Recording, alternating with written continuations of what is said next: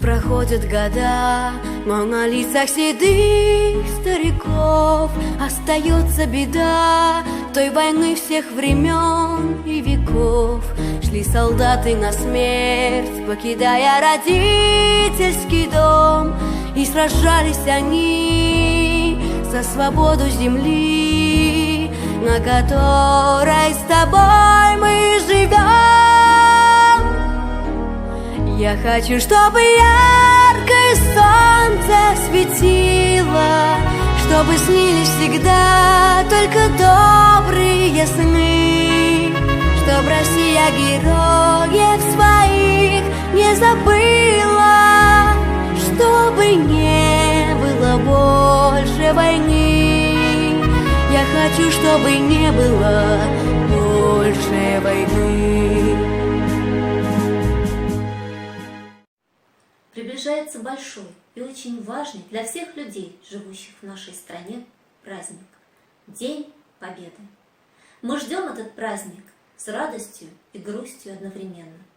Мы радуемся тому, что победа в далеком 1945 году дала возможность нам жить, и грустим от того, что помним, какой ценой досталась нам эта победа. Война – это страшное время.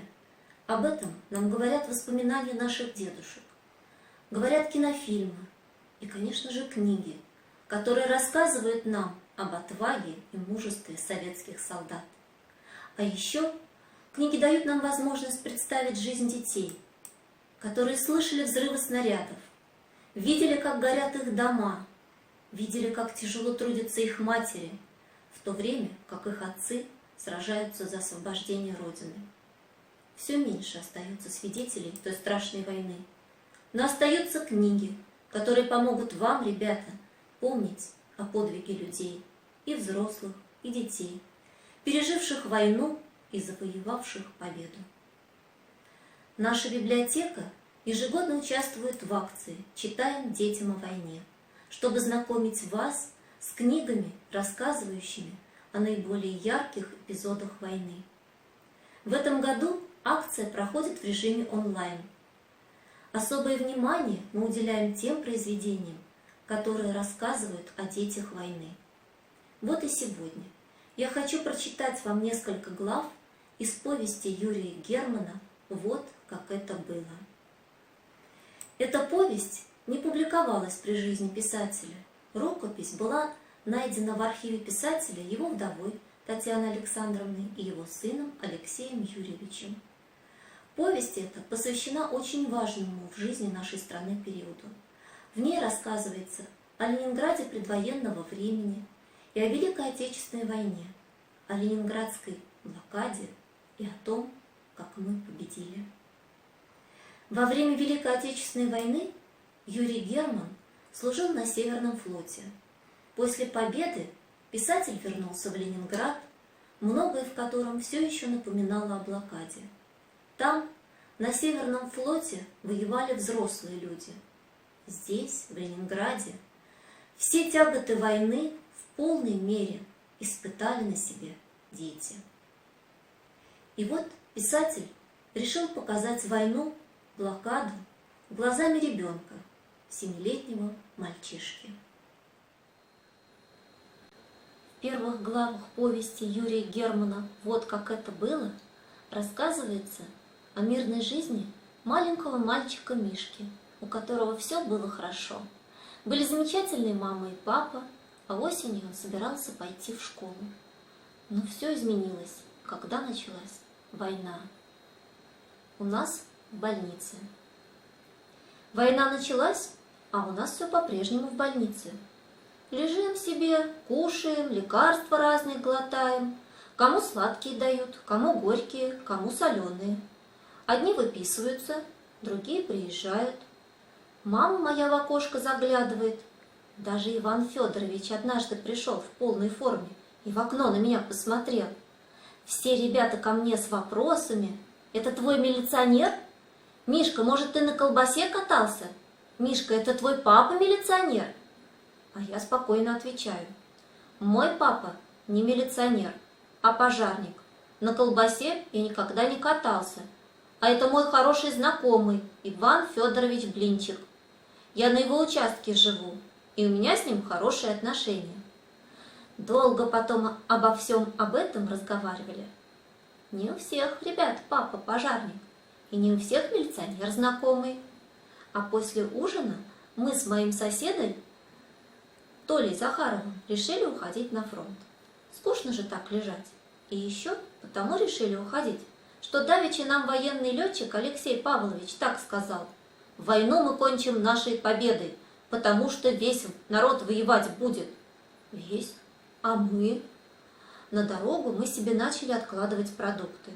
По одной котлете от обеда, по полбулочки от завтрака, сахар от ужина, картошку жареную в бумагу завернули и яблоко в 5 штук. И как все заснут, мы давай шептаться: «Давай к танкистам пойдем». «Нет, к летчикам». «К летчикам не возьмут, у них вокруг аэродрома часовые ходят, а у танкистов не ходят. Танки просто в лесу стоят, а если в пулеметчике, тогда уж лучше к артиллеристам. У них во какие пушки». Вот так мы однажды говорили, вдруг сирена завыла, как прошлым летом, и гудки, большой шум сделался. Я Захарову объясняю: «Знаешь, что это такое? Это учебная тревога. Как такая штука завоет, так моя мама бежит учиться». Алексей Павлович спустил ноги с кровати и говорит: «Боюсь, ребята, что это не учебное». Тут все и началось. Нянечки бегают, сестра пришла, доктор всех нас в подвал повел и говорит: «Это бомбоубежище. Отсек номер 3 для скарлатины. С Корей разговаривать не смейте, она во 2-м отсеке. По этому коридору не ходить, он для коклюша. Сидите по скамейкам». Вот мы сидим, Алексей Павлович с нами сидит, очень сердитый. Наши маленькие сразу на нем качаться начали, на ногах, на плечах, а которые побольше его обороняют. В это время все и случилось. Я даже не помню, как случилось. Помню, что свистки какие-то свистят, и синие лампы передо мной качаются, и стрельба такая, что в ушах трещит. И пить очень хочется. И кто-то кричит рядом: «А еще кто-то тихонько говорит: ножку больно, ножку больно, ножку больно». Потом меня подняли и понесли. И я опять все забыл или заснул вдруг. Утром проснулся, палата другая, и все другое, не так, как у нас. И сидит рядом со мной Алексей Павлович, военный летчик. Спрашивает: «Что, брат, худо?» Я на него смотрю и вижу, все лицо его перевязано бинтом, и голова перевязана, только один глаз смотрит, и нос торчит. «С добрым утром», — говорю, Алексей Павлович. «Ничего себе», — отвечает: «доброе утро. Болит нога?» Я ногой шевельнул, и как завою. Тогда он мне все объяснил.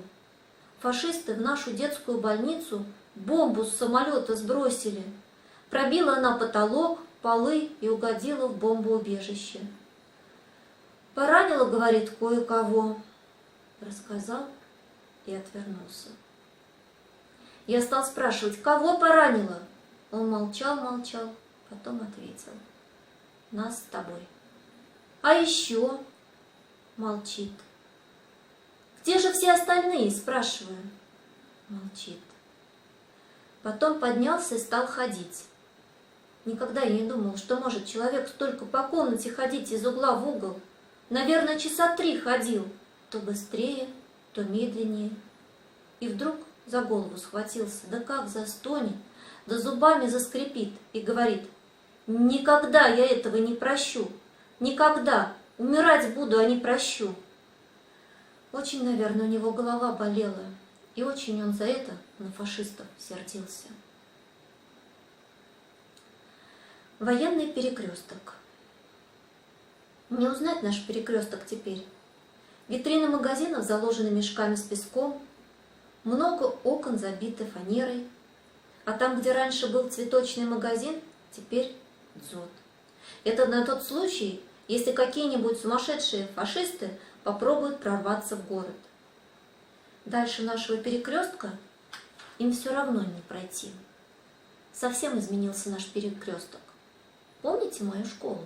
Ну, ту самую, в которой я учился, и где я буду учиться, когда мы разобьем фашистов. Так она вовсе теперь не школа, а госпиталь. Военный госпиталь, вроде того, где меня лечили после моего ранения.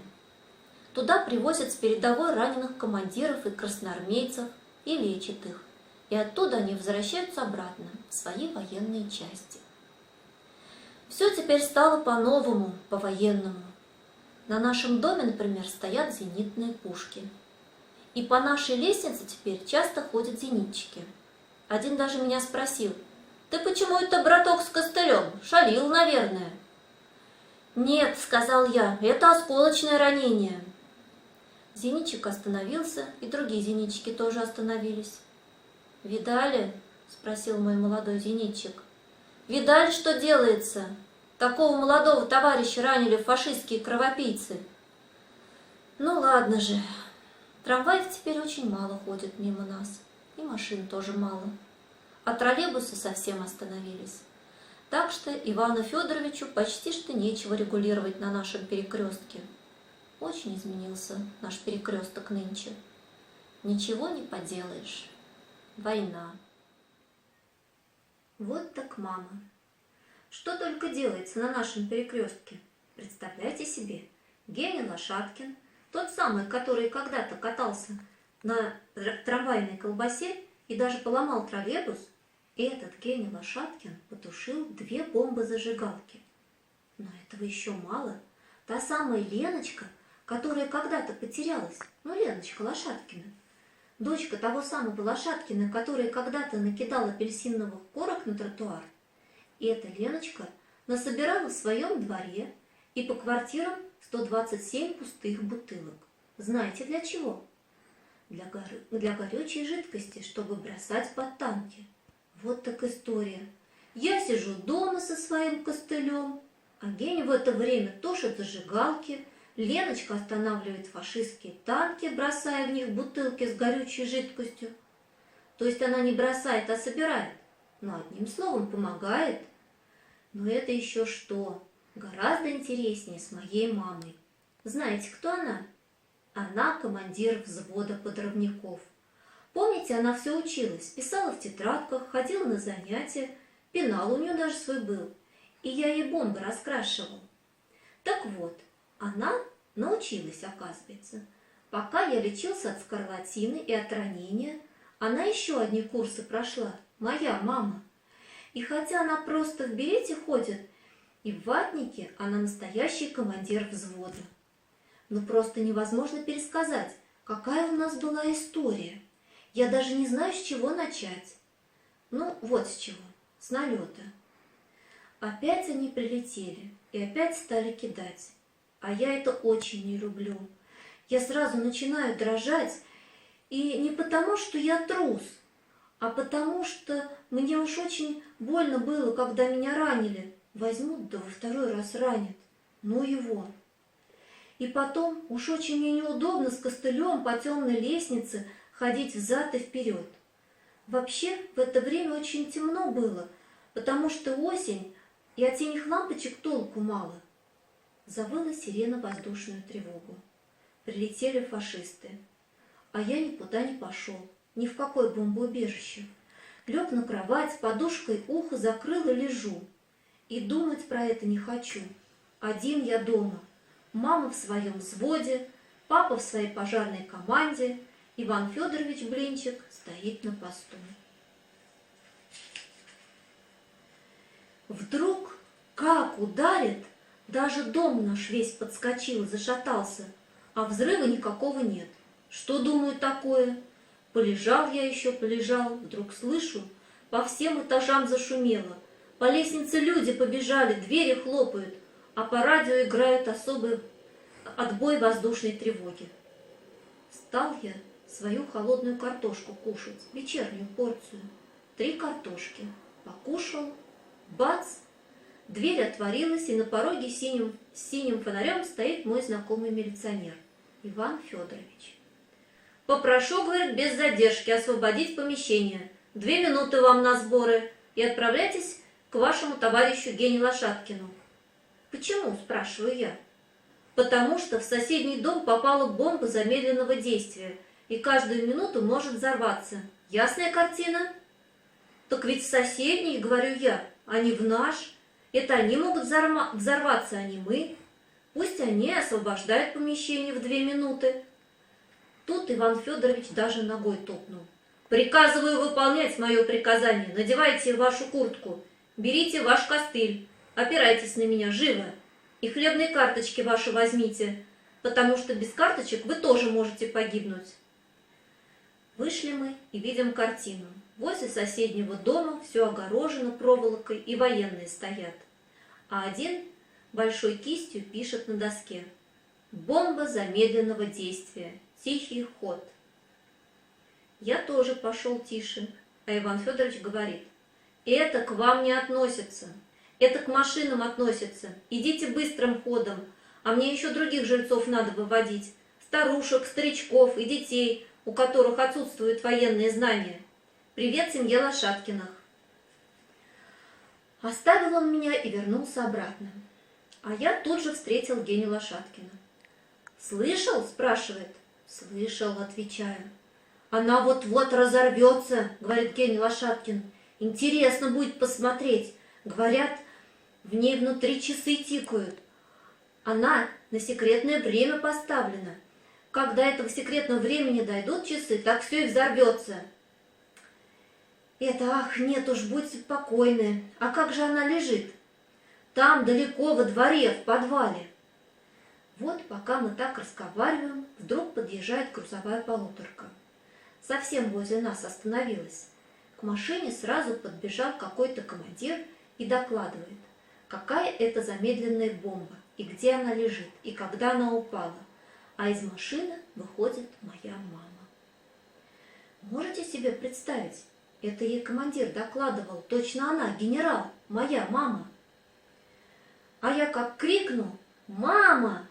Она как обернется: «Мишка, ты почему тут?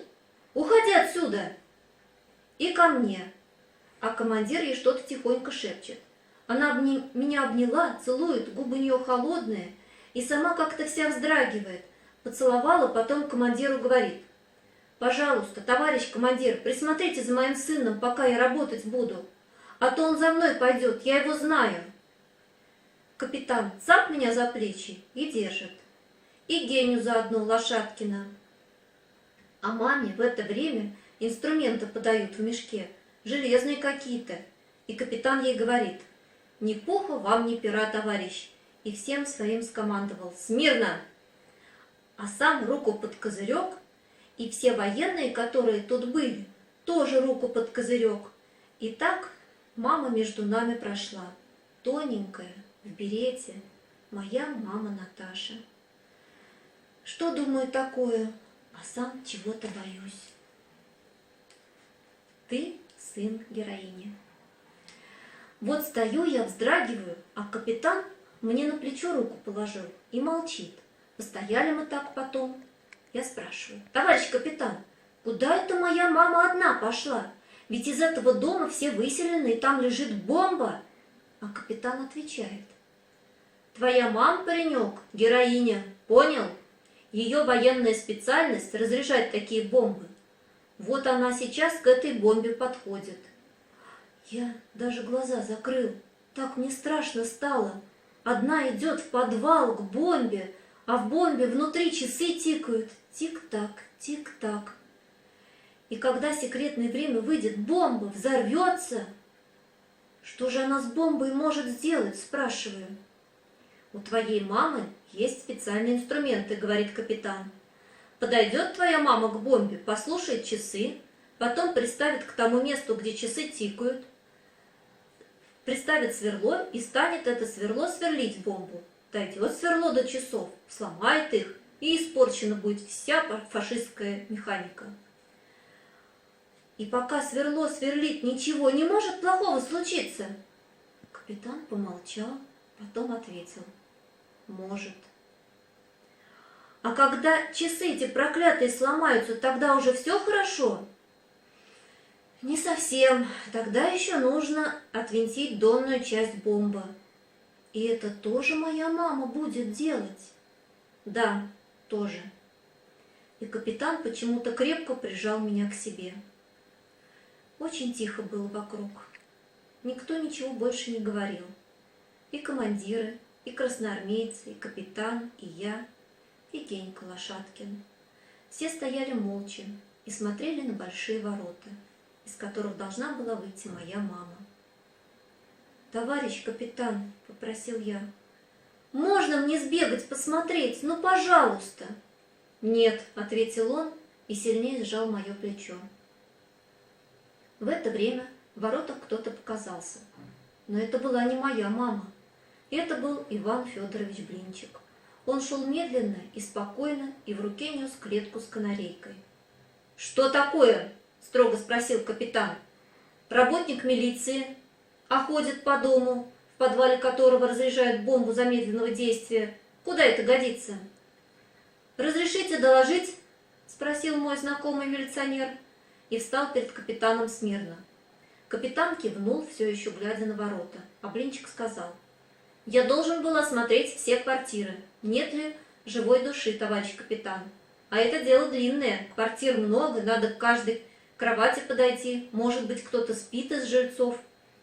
Но все обошлось благополучно. Живая душа только вот в виде канарейки обнаружена. «Хорошо», — сказал капитан, — «можете быть свободны». Но мой знакомый милиционер не ушел. Он нагнулся ко мне и шепнул: «Все будет в порядке, Мишка. Золотые руки у твоей мамы. Ни у кого на свете таких рук нет, как у ней». В это время из ворот вышла моя мама. Она шла медленно, едва-едва, и у нее был такой вид, будто она очень устала. Никогда я ее такой не видела. Все бросились к ней навстречу, и капитан, и я, и Лошадкин, и все командиры, и бойцы, и даже Иван Федорович Блинчик со своей канарейкой, и другие девушки из маминого взвода, и шофер из полуторки. А мама приложила руку к берету, как настоящий военный человек, и сказала своим обыкновенным маминым голосом: «Фугасная авиабомба замедленного действия со взрывателем номер 17 обезврежена. Можно выпаривать взрывчатку. Прошу разрешения отвезти сына домой. Я живу рядом». Капитан молча обнял маму и поцеловал 3 раза. А все бойцы, командиры и другие частные люди взяли под козырек. Хотя никакой команды не было. Даже Геня Лошадкин взял под козырек, а я не взял, потому что в одной руке у меня был костыль, а за другую руку меня держала мама. И мне нечем было взять под козырек. Идут победители. Мы победили и прорвали кольцо фашистской блокады. И я сам слышал, как по радио нас всех поздравляли. Мы слушали все, и папа слушал, и мама, и оба Лошадкиных, и Геня, и Лена, и наш Иван Федорович Блинчик. И мама все почему-то плакала, а папа ходил по комнате и улыбался, и оба они говорили: «Как хорошо, как прекрасно!» А мы побежали встречать победителей. Они ехали как раз по нашей улице. Только далеко-далеко мы пошли, за город. Вот смотрим, едут.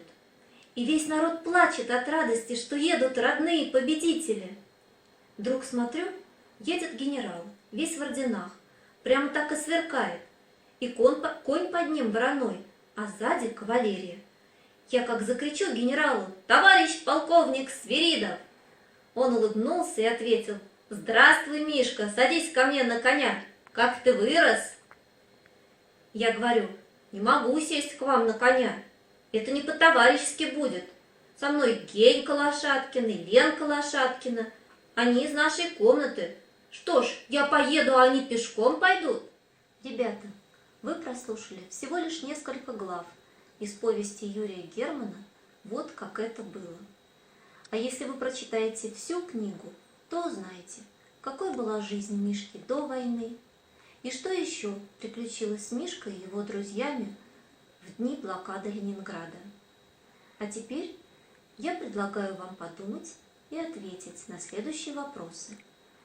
Как изменилась жизнь ребят после того, как началась война? Почему промолчал летчик Алексей Павлович, когда Мишка спрашивал его о раненых после бомбежки госпиталя? Как Мишка и его друзья помогали бороться с фашистами? Почему товарищ капитан сказал Мишке, что его мама героиня?